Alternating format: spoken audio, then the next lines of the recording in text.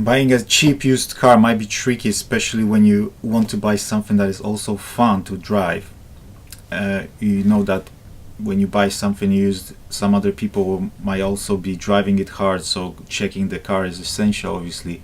But there are some options on the market that are actually really fun to drive, and in this episode, I'm gonna show you which ones.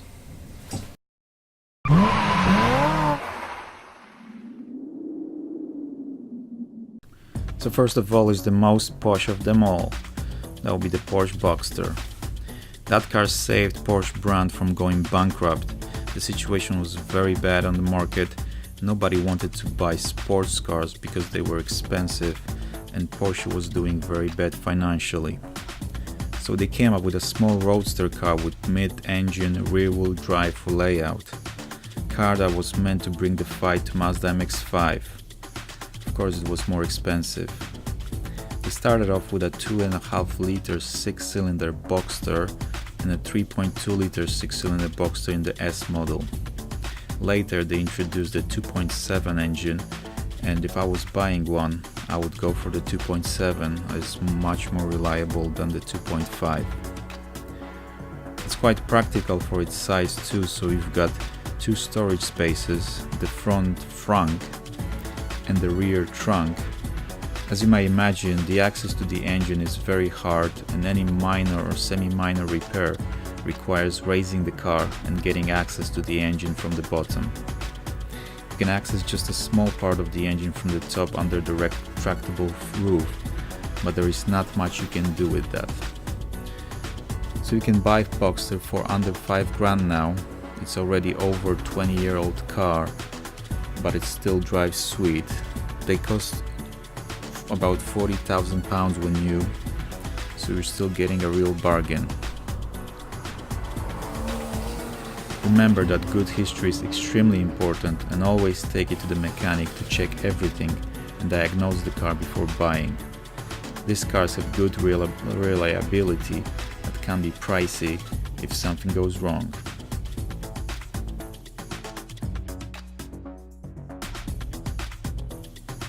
Next up is the legendary Mazda MX-5, also known as the Miata. This little roadster is on the market for a long time now, and it's always been the best-selling roadster there is. Many companies try to take the sales from Mazda, but few achieve that. BMW had Z3 and now Z4, but they're heavier and much more expensive. Mercedes SLK was never fun to drive, so your only choice is Mazda. But it's a good choice because it's very light, very small and very nimble. You can drive with the roof down with a big smile on your face and still have some money left in your wallet. You can buy the third generation for less than 5 grand, which is an amazing value. This is just the previous generation, which still looks very good and drives very well. And you can get it in a 2 liter or 1.8. Mazda has great interior, good specification, and is obviously very reliable car, which should save you some money. Last but not least is the car that I currently own, which is a BMW E92. You can get that in a coupe or convertible version, and the engine choice is also huge from BMW. I got the diesel one, which is 330D 3-liter diesel that originally was 245 bhp, but was remapped and now has over 300 bhp. It's easily the most powerful of the cars here. It drives amazing with seats positioned very low, just like in Porsche and Mazda.